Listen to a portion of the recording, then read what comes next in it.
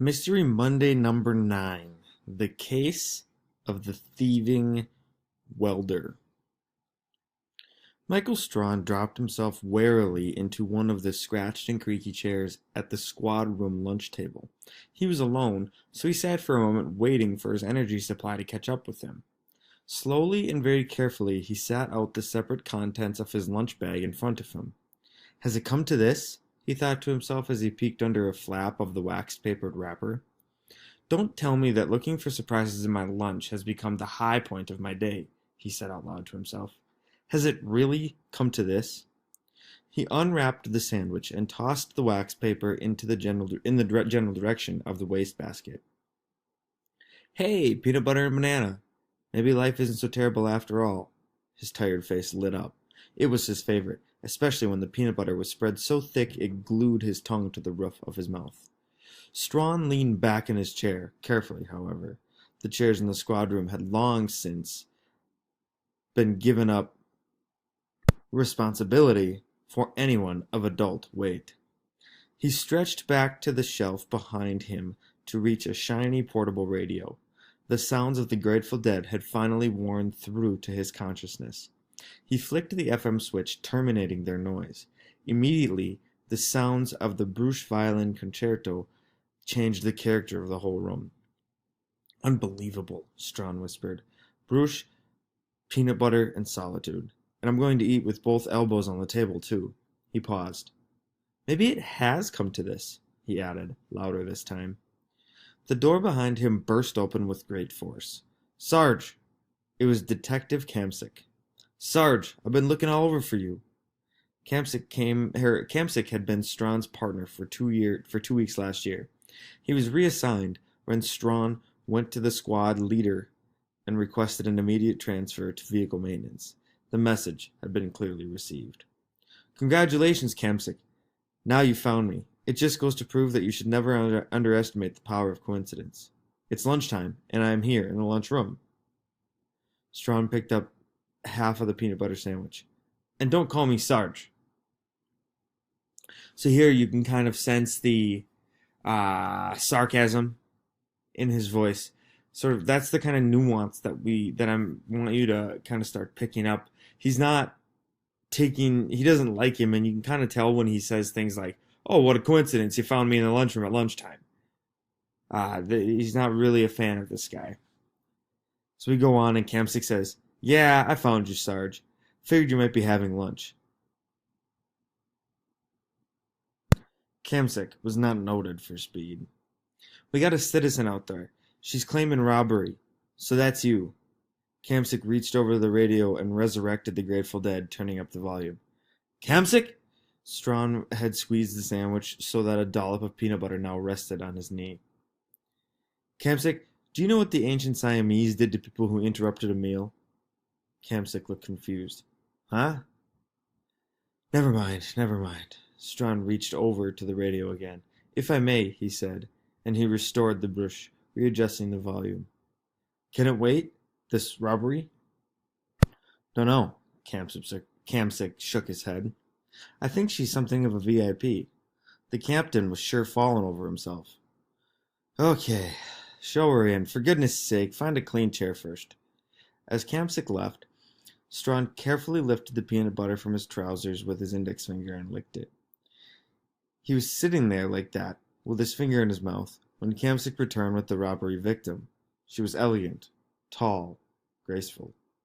Her fur coat was full length. The hat she wore would have appeared ridiculous on anyone else, but on her it was all part of a perfect image. She was the kind of woman who made men sit up straight and suck in their waistlines. And here I am, Strawn reflected, in the filthiest squad room in the Northern Hemisphere, with a sandwich in one hand, my finger in my mouth. This is Miss Cloris Dean, Sergeant Michael Strawn." Even Kamsick was elevated to new heights of etiquette. "Please, call me Cloris." She held out her hand. "You like Bruch?" Strawn was now desperately wishing he had not put his finger in his mouth. In a single motion, he drew it along his jacket and took her hand. "Just the Violin Concerto in G minor, really. He uses the cello a little more often than I like in a lot of his other stuff. Mrs. Cloris Dean was impressed. Her eyebrows said that plainly. Strawn immediately felt that he'd restored a bit of balance to the situation. Please, sit down. Strawn waved to the chair that Kamsic had set on the opposite side of the table. Would you like a sandwich? Instantly, he regretted that question. The lady was definitely a crepes and caviar. Peanut butter sandwiches, especially thick peanut butter sandwiches, were hardly her custom. She showed interest, however, and smiled. What kind? Peanut, Strawn said. Peanut butter and banana. No, thank you, she continued, smiling. I love peanut butter, but not right now. Ah, sure. Well, Strawn cleared his throat. We should get to the details here. I'm afraid I know nothing about your situation yet. You don't mind if Detective Kamsic here tape records our conversation? It's normal procedure. Oh, of course not, she replied. My name, as you know, is Cloris Dean. I live at 417 Wolf Boulevard, and I've been robbed of my jewelry. Diamonds, mostly. I'm certain who did it, too. The insured value is... Excuse me, Mrs. Dean. Cloris, Strawn broke in. Detective Kamsic, if I may... Kamsic was staring slack-jawed at Cloris Dean. Kamsic! Strawn finally got his attention. The tape. Turn on the tape. Kamsic immediately reached for the radio, then checked himself and sheepishly turned toward the tape recorder. Sorry, Sarge. Strawn offered the most ingratiating smile to Cloris Dean. Please, go on.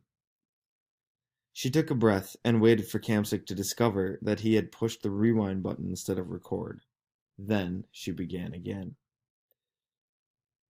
They're insured for an even million, and normally they're in the safe, but this time... Maybe I better back up a bit. Okay, Strawn was listening carefully. You're in charge. Cloris Dean sat a little straighter. Yesterday morning, my husband left on a business trip. He needed his passport and that kind of thing, but he couldn't open the safe. We called the company and their people couldn't do it either. Finally, they had to get someone with a, what is it called? A cutting torch? This man came, a big man. He had a hulking way about him, and he came right into our bedroom with all tanks and apparatuses and cut right through. It took quite a while, but he did it. So your husband got his passport, but now you don't have a safe? Or at least one that's working? Strawn said. Indeed, Cloris Dean nodded. And that man, the one with the torch, is the one who robbed me. I'm certain of it. How do you know? Strawn asked. That is a very serious accusation. I realize that, Cloris Dean looked up as the concerto ended. I don't say this idly. This morning at exactly 5:29, the clock radio is right beside my bed. I woke up, and a man was in my room. He had a knife at my throat. Cloris Dean began to shake a little bit. Strawn felt there was a hint of tears in her eyes. I was terrified. He didn't say anything, and then he sat on me and tied me to the bed.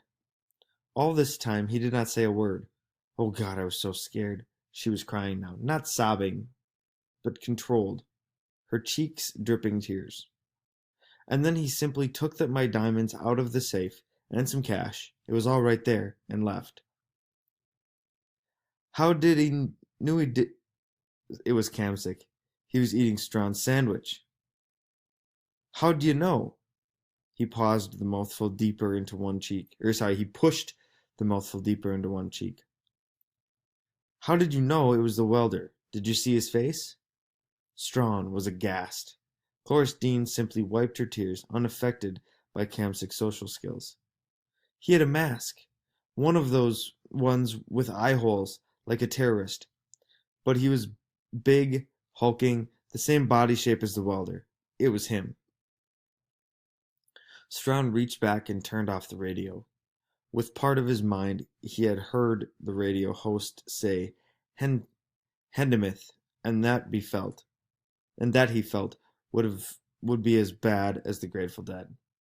Kamsic here is big and hulking. It was dark, wasn't it? How can you be so sure it was the welder? Kamsic smiled awkwardly. There was peanut butter on his chin. Cloris Dean leaned forward. The smell. Not a lot. Just a little of that welding smell. You know, that gas they use? It must get in their clothes or in their pores or something. I smelled it on him when he came to open the safe, and I smelled it this morning. I tell you, all the time it took me to untie myself this morning, I just knew it was him. Strawn paused for at least a minute before speaking. I think, Mrs. Dean, what I'll do is get your statement typed up for you to sign, and then I'll have the welder picked up for questioning. If you don't mind waiting in the outer room, please. Detective Kamsick held the door, then closed it after her. He looked at Strawn. You don't seem in an awful hurry to get this guy, he said. Strawn sighed. I'm not as convinced of his guilt as she would like me to be. We'll pick him up all right, but at the same time, I think we'd better go for some background into Mrs. Cloris Dean. He looked at Kamsick. Do me a favor. What? Wipe your chin.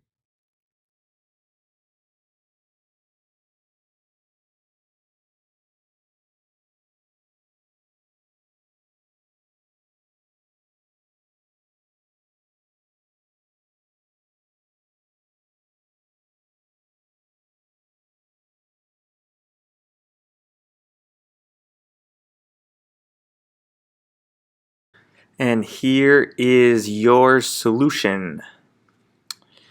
The elegant Mrs. Cloris Dean likely noted the odor of the acetylene on the welder when he cut open the safe, since it does not permeate and linger.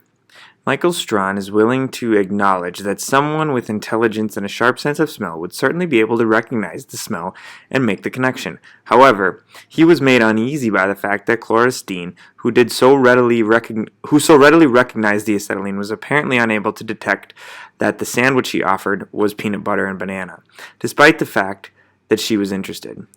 Both peanut butter and banana give off strong fragrance. Anybody who could recognize acetylene in a high-stress situation would surely recognize the odor of peanut butter, especially if it's a favorite. So now that you have seen the solution, how would your answer change?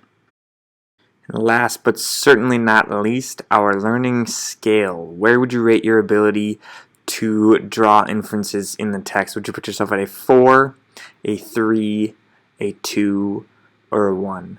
Upon completion of this question, you have earned your unit for today. Thank you.